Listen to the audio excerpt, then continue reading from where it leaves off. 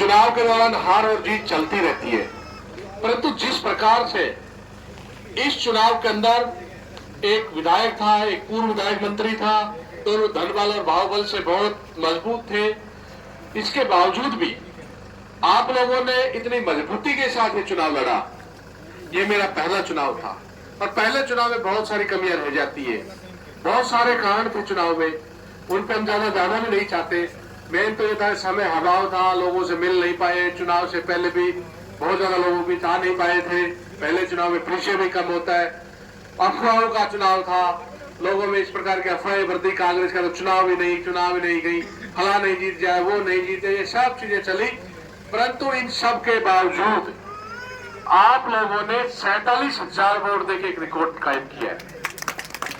आज के परिदृश्य में 47,000 वोट पहले चुनाव में किसी को मिले तो पहली बार अब कांग्रेस पार्टी मिले 47,000 वोट, वो केवल आपके आशीर्वाद से। और आप लोगों ने केवल गोहाना गांव में नहीं, गोहाना में तो आपने बहुत मदद करी मेरी, यहाँ से तो बहुत ज्यादा वोट मिले, परंतु इसके साथ साथ आसपास भी जहां आप लोगों की पहचान थी, जहां रिश्तेदारियां थी, सब जगह आप लोगों ने मदद करी। इसलिए मैं व्यक्तिगत रूप से आपका आजीवन ऋणी हूं, आपका आभारी हूं। आज आपका आभार व्यक्त करने के लिए आए थे। मन था कि चुनाव के बाद आप लोगों से मिल नहीं पाए, तो बीच में मौसम भी बहुत ज्यादा ऐसा था, तो हमने सोचा चलो एक बार चलते, चौपाल के माध्यम से सब लोगों से इस बहाने मुलाकात हो जाएगी, नई साल की राम राम भी हो जाएगी। तो इसलिए आज आप लोगों के बीच में हाजिर हुए और मैं आपको एक बात कहने के लिए आया हूं। चुनाव में हार और जीत चलती रहती है, लोकतंत्र के अंदर जनता जो आदेश देती है वो सबको स्वीकार होता है। अब जनता ने हमें विपक्ष में बैठने का आदेश दिया है, तो हम विपक्ष की भूमिका निभाएंगे। और यहाँ से भारतीय जनता पार्टी के विधायक डॉक्टर जसवंत यादव को चुनाव जिता के भेजा है।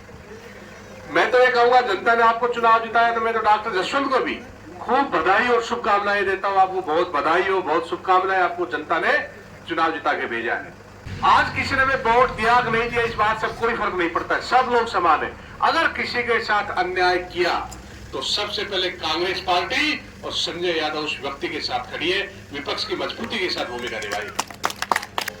आज चुनाव के बाद आपने देखा जिस प्रकार से चुनाव का रिजल्ट आए, रिजल्ट के बाद सरकार बदली, पूरे क्षेत्र में एक तो बिजली की ऐसी स्थिति पैदा हुई, दिन के बजाय रात को देने लगे, बिजली बार बार कटने लगी।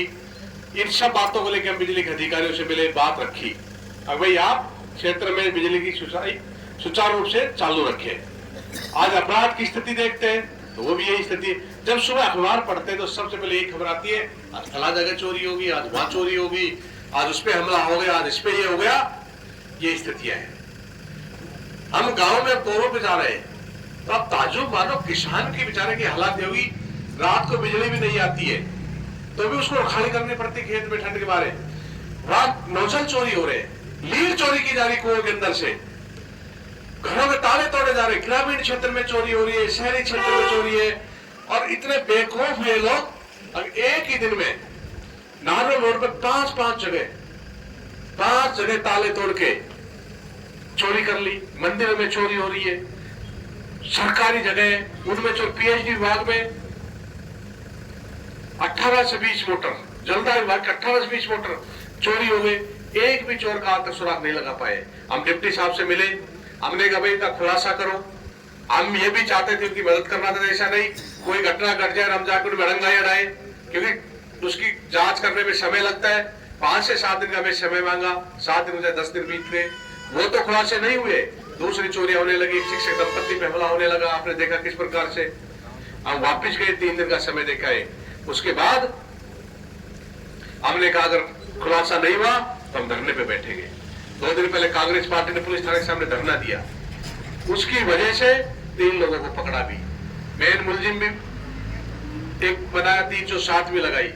तो मेरे कहने का मतलब है, जब तक हम लोग मजबूती के साथ विपक्षी भूमिका नहीं निभाएंगे तो ये कर्मचारी, अधिकारी और नेता सब बेलगाम हो जाएंगे। विपक्ष का काम है जनहित का मुद्दा है उसको उठाए।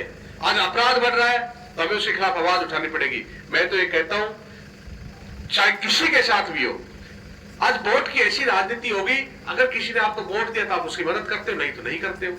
अगर कोई आदमी गलत काम कर रहा, उसने आपकी मदद कर दी तो आप उसके साथ भी खड़े हो जाते हो। अभी तो बहरोड की शिक्षक दंपत्ति की जो घटना थी, जिसके साथ घटना घटी मैं उसको जानता नहीं था, घटना के बाद जब उनसे मिलने के लिए गया तो देखा किस प्रकार उसकी पत्नी के सर में चोट आई है, हाथ पे चोट है, पैर में तोड़ दिया सारा, शरीर पे जगह जगह निशान है, बेरहमी से उनको मारा। वो तो बच गए क्योंकि सुबह से लोगों को घूमना होता है तो लोग आ गए इसलिए बच गए।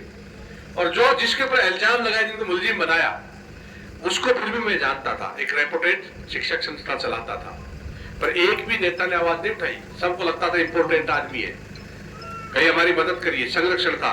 और आप ताजुब करोगे, पहले तो 2 डम्मी लोग भेज दिए गए, आजकल अपराध कोई करता है, जिम्मेदारी कोई ले लेता है, पैसों के बल पर जिम्मेदारी लेता है, साहब हमने किया है, उनको भेज दिए। परंतु जब हमने धरने की घोषणा की तो उनको हटा के मेन 3 मुलजिमों को पकड़ा, मुख्य मुलजिम को भी आरोपी बनाया, उसमें 307 लगाई। मैंने उसी दिन को देख के कहे थे मेरा भाई भी अपराध करेगा तो मैं उसके खिलाफ हूं, कोई गलत काम करेगा तो।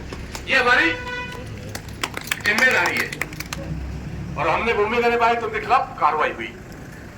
तो मैं आपको कहने के लिए अभी मेरा मतलब यह है कि जब तक हम लोग मजबूती के साथ नहीं लगेंगे तो ये लोग काम नहीं करेंगे। हम डिप्टी साहब से मिले, गज क्यों नहीं बढ़ाते आप? कहते जाब्ता नहीं है, आधा जाब्ता तो नेताओं को पीछे लगा देते। आप पहले जब बलजीत यादव विधायक था, उसके आगे पीछे पुलिस घूमती थी, आप सब लोग कहते थे, मैं भी कहता था, दूसरे लोग भी कहते थे, डॉक्टर जसवंत भी कहता था, अगर बलजीत यादव का ऐसा क्या डर सता रहा है, ऐसा क्या डर है? जिस जनता ने आपको विधायक बनाया, उनके बीच में जाने डरते पुलिस लेके जाते हो आगे पीछे। आवाज उठाई नहीं उठाई हम सब लोगों ने। अब सरकार बदल गई तो अब डॉक्टर जसवंत पुलिस आगे पीछे लेके चलने लग गया। ये एक फैशन हो गया, नेता के आगे पीछे पुलिस चले। उनको प्रोटोकॉल नहीं है एस्कॉर्ट का एमएलए को। अब थाने के आधा प्रशासन 2 साहब लेके चलते। आज हम डॉक्टर जसवंत से पूछते, भाई आपको ऐसे क्या डर सता रहा है?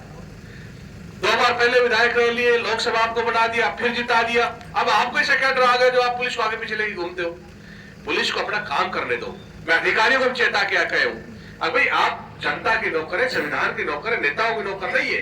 अब जब भी नेता आता है उसके आगे पीछे चल देते हो, उसकी जी हजूरी में लग जाते हो, उसकी चापलूसी में लग जाते हो।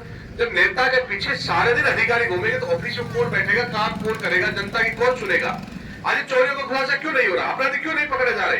सारे तो नेता तो हाजिरी में लग जाते, जैसे नेता या सलूट मारने के लिए तैयार। अब वो चाहे शोक सभा में जाए, चाहे कहीं शादी ब्याह में जाए, उसके पीछे पीछे। अब ऑफिस में कौन बैठेगा? तो मैं उनको भी कहा भाई आप काम करो यार, नहीं फिर हम आपके लोगों के खिलाफ आंदोलन छेड़ेंगे, ऐसे आप घूमोगे तो ऑफिस में नहीं बैठोगे तो।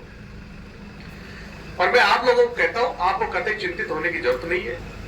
ये कभी मत सोचना आपका बेटा भाई चुनाव हार गया। आपको जब भी जरूरत हो मुझे बेझिझक सीधा फोन करना, आपका कैसा भी काम हो, मैं हमेशा आप लोगों के साथ खड़ा पाऊंगा। चाहे कोई हॉस्पिटल का काम हो, कोई बिजली विभाग का काम हो, कोई तहसील काम हो, मैं आपके साथ खड़ा मिलूंगा। जब भी फोन करोगे 24 घंटा हाजिर रहूंगा, जो आदेश देंगे आपके साथ रहूंगा। बशर्ते कि भाई आपस में आप दो भाई आपस में कोई लड़का आ जाएगा तो उसमें तो हमारी मजबूरी है, उसमें हम भी नहीं कह पाएंगे। बाकी कोई भी काम लेके आ जाना, अगर हमारा सही काम है तो अधिकारियों को करना पड़ेगा। क्योंकि आज जो बात कहता हूं संजय यादव नहीं कहता है, संजय यादव के पीछे 47,000 लोगों की आवाज है, 47,000 लोग कहते हैं, इसलिए अधिकारियों को बात माननी पड़ती है।